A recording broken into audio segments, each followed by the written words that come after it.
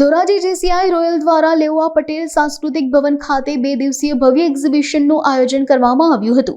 આ એક્ઝિબિશનમાં રાખડી, sari, plaza, perfume, imitation jewellery સહિત અનેકવિધ વસ્તુઓની વિશાળ રેન્જ ઉપલબ્ધ હતી, જેનો ધોરાજી અને આસપાસના ગ્રામ્ય વિસ્તારોના લોકોએ ઉત્સાહભેર લાભ લીધો હતો। આ કાર્યક્રમનું ઉદ્ઘાટન એએસપી સિમરન ભારદ્વાજ દ્વારા દીપ પ્રાગટ્ય કરીને કરવામાં આવ્યું હતું।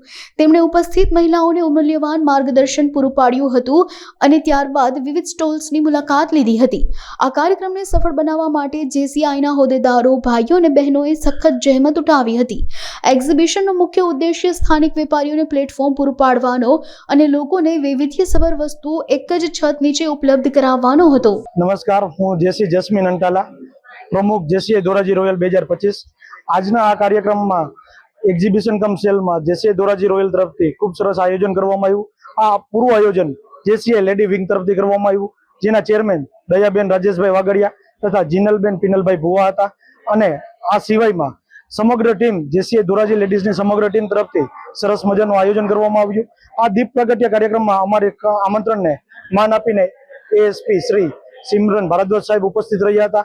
આ સિવાય ખોડલધામ સમિતિ, ઉમિયાધામ પરિવાર સમિતિ, અલ્પાબેન લાડાણી, ધારાબેન ત્રાડા, નીવાબેન પોકિયા, વિરલબેન પારેખ સહિતના લેડીઝ ઉપસ્થિત રહ્યા હતા અને આ કાર્યક્રમને શોભાવ્યો હતો। ધન્યવાદ। હું દયાબેન વાગડિયા।